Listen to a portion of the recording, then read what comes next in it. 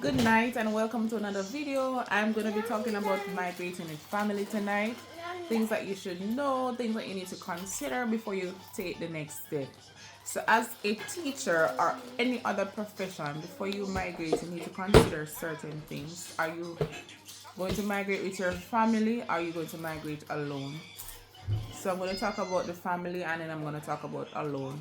So when you migrate with your family, you need to consider several factors.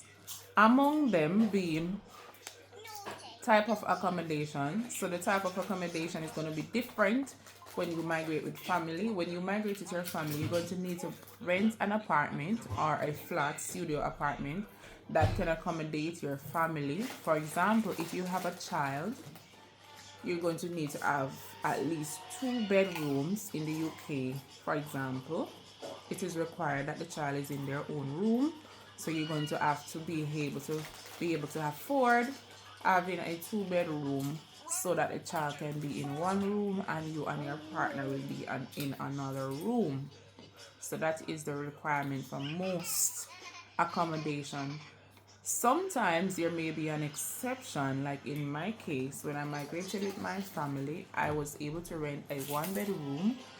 Not every landlord will allow that to happen, so you have to bear that in mind. No,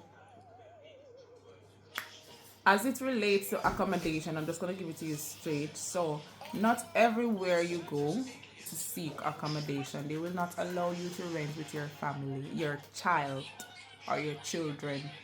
Meaning, them no wanna pick me at a yard, Jamaican terms. They don't wanna pick it in a them apartment. They do not want you to rent it with your children. If it was you alone and your partner, fine, you get the apartment very, very quickly. However, when you have your children, it is a different case. You will have to be searching. I can tell you, for this specific area that I am in, you are going to be searching for a very, very long time. It can take up to months before you seek accommodation. It took me 1 month to find accommodation, so I know what I'm talking about.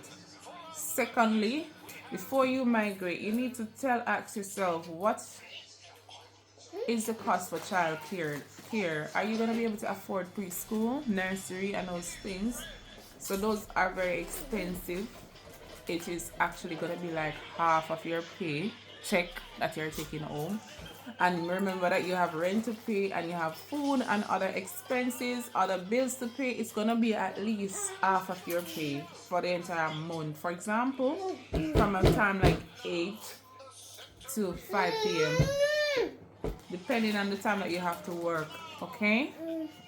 So bear that in mind.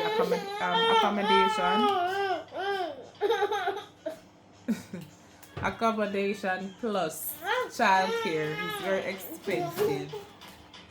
So those are the two. Alright, so is it that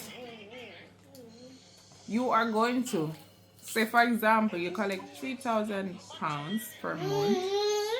Childcare can be about £1,500 if you're in London area, for example, and you're left with £1,500 and your rent is £1,400.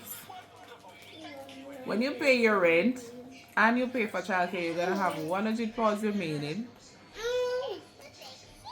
Do the maths and tell me if that makes sense.